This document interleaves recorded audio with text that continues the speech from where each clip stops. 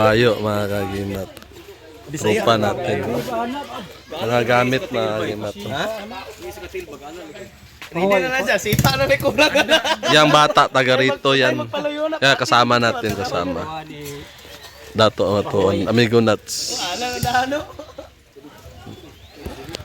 Mag-camping tayo mga kagimat. Yung mga gamit, karga natin sa kabayo.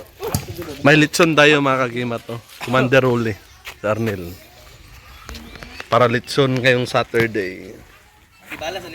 Mga kaagimat, ito yung panahon ng Holy Week mga kaagimat. Araw na Wednesday. Nag-ready kami mga kaagimat para sa darating na Biyernes Santo. So Wednesday pa lang prepare na kami papuntang bundok. At matapos ang mga ritual mat sa araw na Sabado. Yung iba nating kasama mga kaagimat na walang trabaho ay Sunday pa lang nag-ready na simula Lunes hanggang Biyernes Santo. Yan ang mga ritual na gagawin natin. Muna yung mga naong sa pinitensya yun. Diyas. Nahok. Dito tayo, babaw. Sige. Yung iba nating mga kasama, mga kaagimat ay nauna na at yung iba naman ay nasa huli.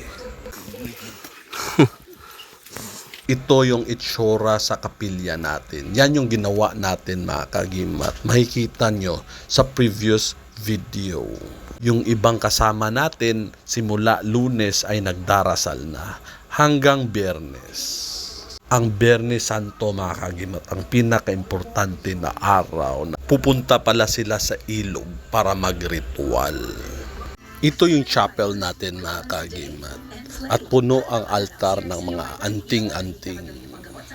Marami pa sa mga tropa natin ang hindi nila inilagay dyan ang mga agimat nila.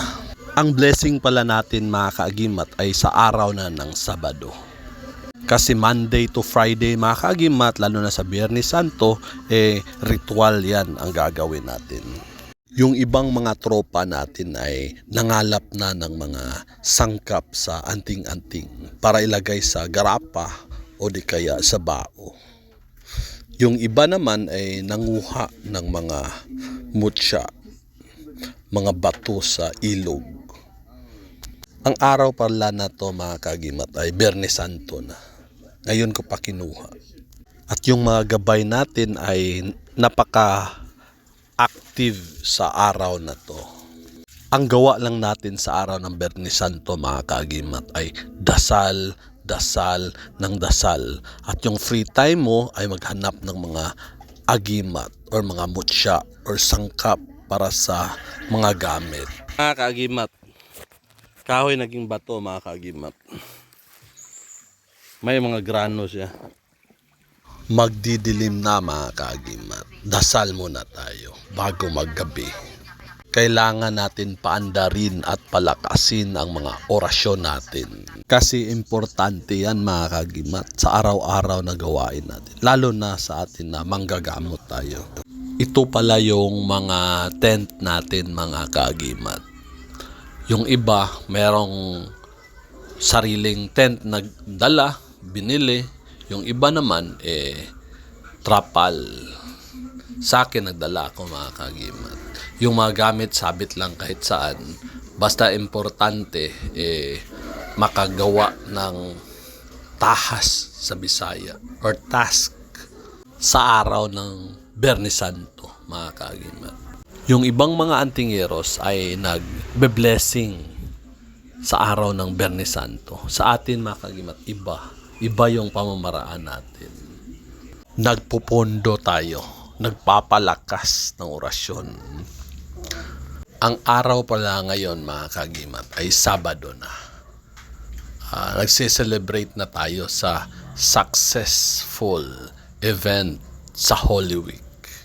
Siyempre, maglitsyon tayo. Handaan, celebration. Kasi Sabado na.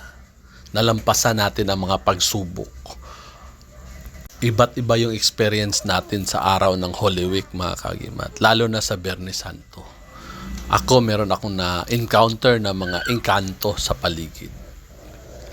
At iba-iba yung pamaraan natin. Ikaw mga kaagimat, anong ginawa nung araw ng Bernes Santo? Meron ka din bang naramdaman na spiritual na kababalaghan? Comment down below mga kaagimat kung naka-experience ka na ng kakaiba sa araw ng Bernes Santo. Si Amigo Nuts pa lang nagtimpla ng lechon mga kaagimat. Galing pa siya sa Butuan, pumunta ng Cagayan de Oro para gawin ang tahas natin. Mga kaagimat, kung gusto mong sumama sa amin sa susunod na taon, sa araw ng Bernes Santo, at nasisiguro ko kung sasama ka, maging parte ka sa samahan natin, ay tiyak marami kang matutunan at mag-i-improve ang iyong espiritual na kakayahan. Inform mo lang ako mga kaagimat kung gusto mong sumama, kung gusto mong sumali para ito sa ating kapatiran sa larangan ng espiritual. So mga kaagimat, please like, share, comments, and subscribe to our YouTube channel. And follow me on Facebook at kita-kita tayo sa susunod na video. Ako ang iyong kaagimat na si Paraon.